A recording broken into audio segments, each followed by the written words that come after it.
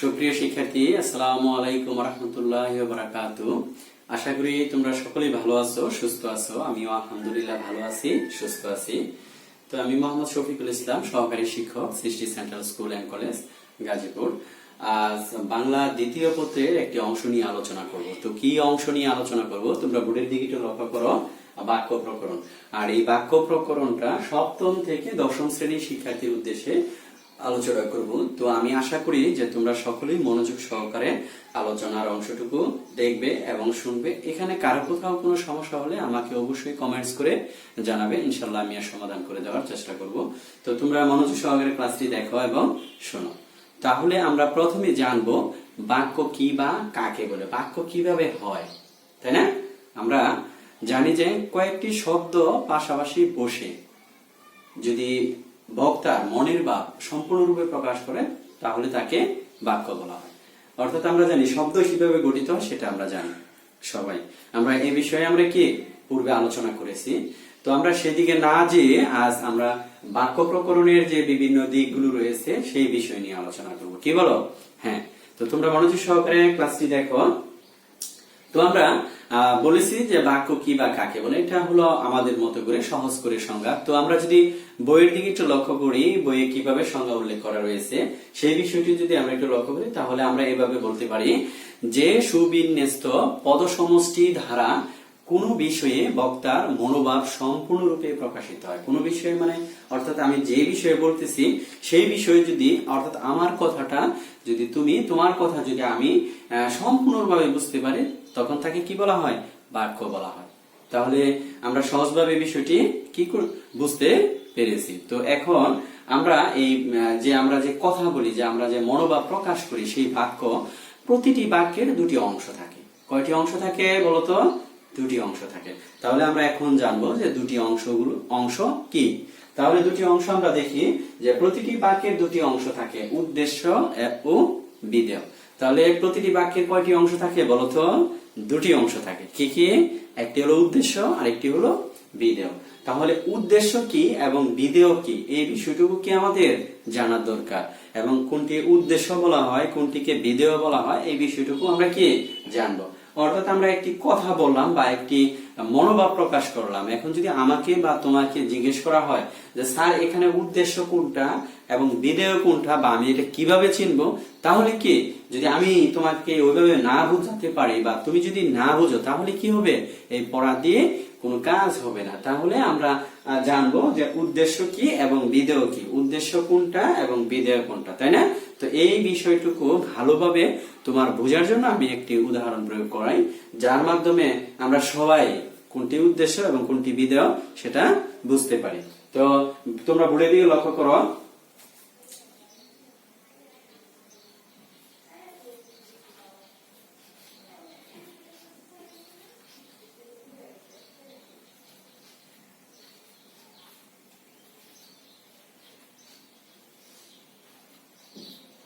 দেখো আমি একটা ছোট একটা বাক্য লিখলাম। কি লিখলাম? যে কবির বল খেলে। তাহলে উদ্দেশ্যটা হলো উদ্দেশ্য সাধনে যার কথা বলা হয়, অর্থাৎ তাকে বলা হয় উদ্দেশ্য। তাহলে উদ্দেশ্য কি? উদ্দেশ্য সাধনে যা করা হয় তাই হলো উদ্দেশ্য। আর উদ্দেশ্য সাধনে করণীয় কাজ হলো বিধেয়। যদি প্রশ্ন করা হয় কে বল খেলে, কার সম্পর্কে বলা হয়েছে, যা অর্থাৎ যার সম্পর্কে বলা হয় সে হলো কি? উদ্দেশ্য। তাহলে উদ্দেশ্যকে কিন্তু আমরা কর্তা বলি, অর্থাৎ যে কাজটি সম্পাদন করে তাকে বলা হয় উদ্দেশ্য। তাহলে উদ্দেশ্য সাধনে যার সম্পর্কে বলা হয় সে হলো কি? বিধেয়, উদ্দেশ্য। আর উদ্দেশ্য সাধনে যা করে তা হলো কি? বিধেয়। তাহলে কার সম্পর্কে বলা হয়েছে বলতো? এখানে কবিরের সম্পর্কে বলা হয়েছে। তাহলে কবির কি করতেছে বা সে কি সাধন করতেছে? বল খেলে বা বল খেলতেছে। তা এখানে কে উদ্দেশ্য? কে উদ্দেশ্য হলো কবির, আর বল হলো কি? বিধেয়, আর খেলা হলো কি? ক্রিয়া। তাহলে এই বলকে আমরা কি বিধেয় বলবো, আর এই বিধেয়কে আমরা এখানে কি বলতে পারি? কর্ম। আর খেলা হলো কি? ক্রিয়া। তাহলে কি যার সম্পর্কে বলা হয় সে হলো উদ্দেশ্য, এবং সে কি করে, সে কি সাধন করে সেটা হলো বিধেয়। তাহলে তার মূল লক্ষ্য কি বা উদ্দেশ্য কি? সে কি করে? বল খেলবে। তাহলে কবির বল খেলে। তাহলে যার সম্পর্কে বলা হয় সেটা হলো উদ্দেশ্য, এবং উদ্দেশ্য সম্পর্কে যা করা হয় তাই হলো বিধেয়। তাহলে কবির কি করতে চায়? সে বল খেলতে চায়। তাহলে বল হলো বিধেয়, আর খেলা হলো ক্রিয়া, আর কবি হলো কি উদ্দেশ্য। তাহলে এই বিষয়টুকু আমরা কি সহজভাবে বুঝতে পেরেছি। তাহলে আমরা এখানে যে প্রতিটি বাক্যের যে দুটি অংশ থাকে সেই দুটি অংশ সম্পর্কে আমরা কি জেনেছি এবং বুঝেছি। এখানে কারো কোথাও কোনো সমস্যা থাকলে অবশ্যই আমাকে জানাবে, আমি আরো ভালোভাবে বোঝানোর চেষ্টা করব। তারপর আমরা দেখব যে প্রতিটি বাক্য আমরা যে বলি বা প্রকাশ করি সেই প্রতিটি বাক্যেরই তিনটি গুণ বা বৈশিষ্ট্য থাকে। তাহলে বাক্যের কয়টি গুণ বা বৈশিষ্ট্য থাকে? তিনটি গুণ বা বৈশিষ্ট্য থাকে। তাহলে তিনটি গুণ বা বৈশিষ্ট্য কি সেই বিষয়টুকু বোঝার জন্য তোমরা কি করতে হবে? তোমাদের অবশ্যই বোর্ডের দিকে তাকাতে হবে, মনোযোগ সহকারে দেখতে হবে এবং শুনতে হবে, এবং বোঝার জন্য তোমাকে আরো মনস্থির হতে হবে। তো আমরা একটু লক্ষ্য করি যে তিনটি গুণ বা বৈশিষ্ট্য কি। তিনটি গুণ বা বৈশিষ্ট্য হলো আকাঙ্ক্ষা, আসক্তি ও যোগ্যতা। তাহলে বাক্যের গুণ বা বৈশিষ্ট্য কয়টি বলতো? তিনটি। বাক্যের অংশ কয়টি? দুইটি। এগুলো যে বলা হচ্ছে এগুলো কিন্তু মনে রাখতে হবে, কারণ কি আমাদের বহু নির্বাচনী প্রশ্ন আসে, তাই না? বহু নির্বাচনী প্রশ্নের মাঝে এই প্রশ্নগুলো আসতে পারে যে বাক্যের গুণ বা বৈশিষ্ট্য কয়টি, বাক্যের অংশ কয়টি। তাহলে আমরা যদি আমাদের এগুলো মনে রাখবো তাহলে আমরা কি করতে পারবো? সঠিক উত্তর দিতে পারবো। আর সঠিক উত্তর দিলে কি আমরা সঠিক মার্ক পাবো, তাই না? তাহলে বাক্যের গুণ বা বৈশিষ্ট্য হলো তিনটি। এখন এই তিনটি কি কি আমরা সেটা জেনেছি। এখন এই তিনটি অংশ, আকাঙ্ক্ষা কাকে বলে, আসক্তি কাকে বলে, যোগ্যতা কাকে বলে, এগুলো সম্পর্কে আমরা জানবো, তাই না? অর্থাৎ আমি বলে ফেলাম এটা কোন কিসের মাঝে পড়লো, এটা কি আকাঙ্ক্ষা, এটা কি আসক্তি, এটা কি যোগ্যতা। যদি আমরা এখন এই তিনটি বিষয় সম্পর্কে যদি জানি তাহলে কিন্তু তোমার সাথে বা আমার সাথে যে কেউ কথা বলে তাহলে এটা কি ধরনের বাক্য সেটা কিন্তু তুমিও বলে দিতে পারবে, আমিও বলে দিতে পারবো। তাই আমাদের এই তিনটি অংশ সম্পর্কে কি করতে হবে? অবশ্যই ভালোভাবে জানতে হবে। তাহলে আকাঙ্ক্ষা হলো যে বাক্যের অর্থ পরিষ্কার ভাবে বোঝার জন্য এক পদের পর অন্য পদ যে শোনার যে ইচ্ছা তাকে কি বলা হয়? আকাঙ্ক্ষা বলা হয়। তাহলে আমি কি বললাম? যে বাক্যের অর্থ পরিষ্কার ভাবে বোঝার জন্য এক পদের পর অন্য পদ শোনার যে ইচ্ছা তাকে বলা হয় আকাঙ্ক্ষা। তো আমরা একটি উদাহরণের মাধ্যমে বিষয়টি আরো পরিষ্কার ভাবে বোঝার চেষ্টা করি।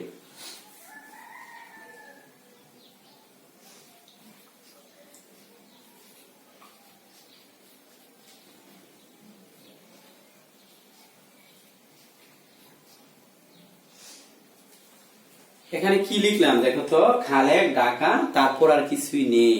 এখানে কি ডট ডট ডট মানে বিন্দু। তো এই যে তিনটা বিন্দু এখানে দেওয়া হলো, একে কি বলা হয়? এটা হলো বর্জন চিহ্ন, এটাকে বলা হয় ত্রিবিন্দু। তাহলে এখানে কি অর্থাৎ কোনো কিছু বাক্যের অংশ থেকে কোনো কিছু বাদ দেওয়া হলে এরকম দেওয়া হয়, তিনটি ফুটা বা বিন্দুর মাধ্যমে এটা প্রকাশ করা হয়। তবে আমরা কি অনেক সময় লক্ষ্য করি যে আমরা করি এরকম, বা আমাদের অনেক সময় আমরা দেখি এগুলো কি অর্থাৎ কোনো কিছু বর্জন বা বাদ দেওয়া হলো, তো আমরা এভাবে কি একাধিক এভাবে ডট ডট দিয়ে থাকি। সেগুলো কি সঠিক? না, সেগুলো সঠিক না, সেগুলো ভুল। তাহলে আমরা কি বাক্যের মাঝে কোনো শব্দ কোনো অংশ বাদ দেওয়া হলে তাহলে আমরা কি দিব? এরকম তিনটি বিন্দু দিব, যেটাকে ত্রিবিন্দু বলা হয়, যেটাকে বর্জন চিহ্ন বলা হয়। তাহলে এই বিষয়টুকু আজকে আমরা কি নতুন ভাবে শিখলাম। তো এখন খালেক ডাকা, কিছুই নেই। তাহলে আমার যে কথা সেটা পরিষ্কার ভাবে বোঝার জন্য আমাকে এখানে অন্য পদ যে শোনার ইচ্ছা সেটা হলো কি আকাঙ্ক্ষা। তাহলে এখানে নাই, হ্যাঁ কি নাই? খালেক ডাকা যাবে। তাহলে এখানে যাবেটা কি নাই, আমার এই শব্দটা আমার শোনার ইচ্ছা। অর্থাৎ তুমি যা বলতে চাও, আমি যা বলতে চাই সেই কথাটাও যদি অপূর্ণ থাকে তাহলে কি হবে না? সেই বাক্যে কি আকাঙ্ক্ষার অভাব দেখা দেবে। তাহলে আমরা আকাঙ্ক্ষা সম্পর্কে ভালোভাবে জানো। তাহলে আকাঙ্ক্ষাটা কি? বাক্যের অর্থ পরিষ্কার ভাবে বোঝার জন্য এক পদের পর অন্য পদ যে শোনার ইচ্ছা। তাহলে খালেক ডাকা, আর কিছু না। তাহলে ডাকা কি?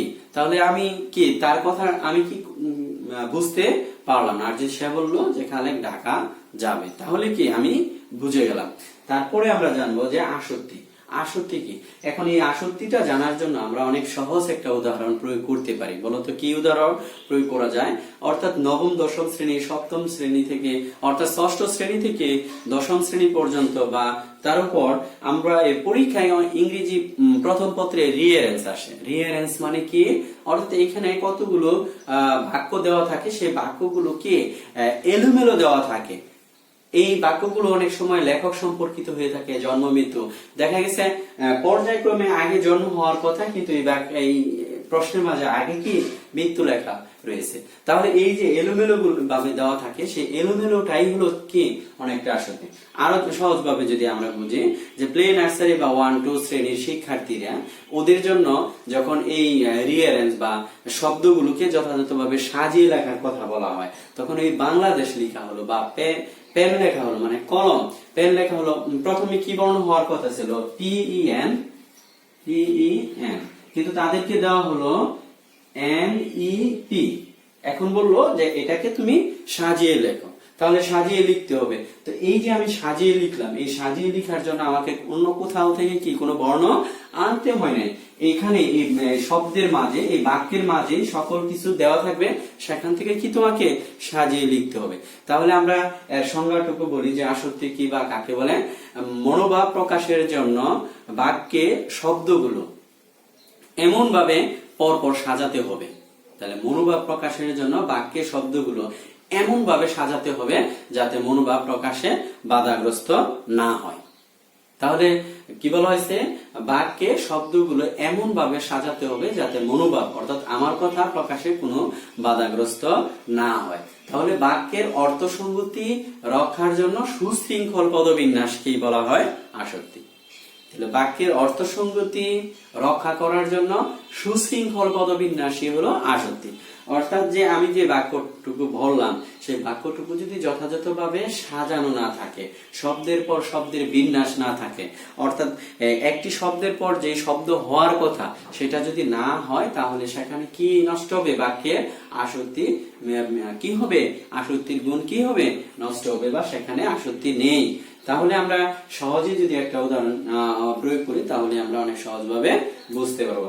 যে বাবা ইলিশ থেকে বাজার এনেছেন। তাহলে এই যে আমি কথা বললাম, সেটা আবার কি? বাবা ইলিশ থেকে বাজার কখনো আনতে পারে না। তাহলে কি বলতে হবে এখানে? বাবা বাজার থেকে ইলিশ এনেছেন। বাবা বাজার থেকে ইলিশ এনেছেন। আর আমি কি বললাম এখানে? বাবা ইলিশ থেকে বাজার এনেছেন। বাজার কখনো ইলিশ থেকে আনা যায় না।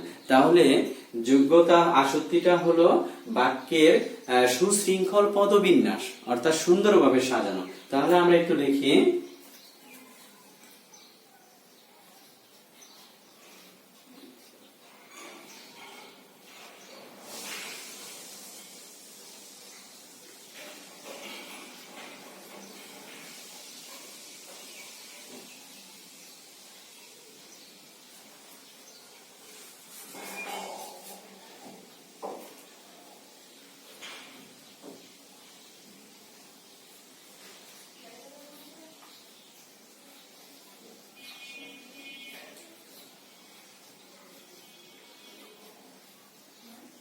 আমরা কি লিখলাম? বাবা বাজার থেকে ইলিশ এনেছেন। এটা কিন্তু সুশৃঙ্খল পদবিন্যাস অনুযায়ী সাজানো হয়েছে। এখন যদি এখানে বলা হয় যে বাবা ইলিশ থেকে বাজার এনেছেন, তাহলে কি এই পদবিন্যাস কি সুশৃঙ্খল ভাবে সাজানো হলো? না। তাহলে এই সুশৃঙ্খল ভাবে সাজানোর জন্য আমাকে কোন শব্দ এই বাক্যের বাহির থেকে আনতে হয়নি, এখানেই রয়েছে। শুধু সেটা কি বাক্যের গঠন বিন্যাস অনুযায়ী কি সাজাতে হবে। তাহলে আমরা দুটি অংশ এখানে জানলাম, আকাঙ্ক্ষা, আসক্তি। তারপর জানবো আমরা যোগ্যতা। যোগ্যতা কি বা কাকে বলে। তাহলে আমরা সর্বশেষ বাক্যের গুণ বা বৈশিষ্ট্যের যে তৃতীয় অংশটি, সেটা হলো কি গুণ বা যোগ্যতা। এখন আমরা যোগ্যতা সম্পর্কে জানবো। বাক্যস্থিত, তাহলে যোগ্যতা কি? বাক্যস্থিত পদ সমূহের অন্তর্গত ও ভাবগত মিল বিন্যাসের নাম হলো কি যোগ্যতা। কি বিষয়টাকে কি বুঝতে কষ্ট হচ্ছে? অর্থাৎ আমি যে বাক্য প্রয়োগ করলাম বা বললাম, সেই বাক্যের কি থাকতে হবে? পদগুলোর অন্তর্গত, অর্থাৎ এই পদগুলোর অন্তর্গত ভাবগত এবং মিল বিন্যাস থাকতে হবে। অর্থাৎ যার সাথে যেটা যায় সেটা না হয়ে যদি অন্য কিছু বলা হয় সেটা কি হবে? যোগ্যতা বিনষ্ট হবে। আমি বুঝি না এই বিষয়টা, তাই না? যদি তোমাকে বলা হয় বা আমাকে বলা হয় যে তুমি একটি বাক্য বলো, এখন যদি আমি বলি যে বড়শি দ্বারা নারিকেল পারি, তাহলে এই বড়শির সাথে কি অর্থ এবং ভাবগত মিল বিন্যাস রয়েছে? না। তাহলে কি বড়শি দ্বারা কখনো নারিকেল পারা যায় না। আর যদি তুমি বলে ফেলো যে বড়শি দ্বারা মাছ ধরি, তাহলে কি বাক্যটি সঠিক হয়েছে। তারপর যদি বলা হয় রহিম আকাশে উড়ে, রহিম কি আকাশে উঠতে পারে? না। সেখানে তাহলে বাক্যের কি বিনষ্ট হয়েছে? অর্থ এবং ভাবগত মিল বিন্যাস কি সেখানে পরিলক্ষিত হয়নি। আর যদি বলা হয় পাখি আকাশে উড়ে, তাহলে কি বাক্যটি সহজ হয়েছে। আবার যদি আরেকজনকে বলা হয়, হিমেলকে যদি বলা হয় হিমেল বলতো একটি যোগ্যতা বিনষ্ট হয়েছে এরকম একটি বাক্য বলতো, তখন হিমেল বলে ফেললো যে ঘোড়া আকাশে উড়ে, হাতি আকাশে উড়ে, তাহলে কি এটা হলো? না। সেখানে কি নেই? পদগুলো অর্থগত এবং ভাবগত মিল বিন্যাস নেই। আর যদি বলা হয় যে পাখি আকাশে উড়ে, হ্যাঁ ঠিক আছে। আর যদি বলা হয় মাছ মাটিতে সাঁতার কাটে, মাছ কি মাটিতে সাঁতার কাটতে পারে? না। তাহলে যদি বলা হয় মাছ পানিতে সাঁতার কাটে, তাহলে কি সঠিক হয়েছে। তাহলে আমরা এই যে তিনটি অংশ আমরা বাক্য কি বা কাকে বলে, বাক্যের যে অংশ রয়েছে সেই অংশগুলো নিয়ে আমরা আলোচনা করলাম। তারপর বাক্যের যে গুণ বা বৈশিষ্ট্য রয়েছে সেই তিনটি গুণ বা বৈশিষ্ট্য নিয়ে আলোচনা করলাম। তাহলে আজকে যে অংশটুকু মূলত যে অংশটুকু নিয়ে আলোচনা করলাম সেই অংশের সম্পূর্ণ অংশটুকুই আমি আশা করি যে তোমরা ভালোভাবে বুঝতে পেরেছো। তারপরে যদি এখানে কারো কোথাও কোনো সমস্যা মনে হয় তাহলে কি আমাকে অবশ্যই কমেন্টস করবে। আমি পরবর্তী সময় ইনশাআল্লাহ তোমাদেরকে উক্ত বিষয় আরো ভালোভাবে বোঝানোর চেষ্টা করব। তো তোমরা সকলেই ভালো থাকো, সুস্থ থাকো। আল্লাহ হাফেজ।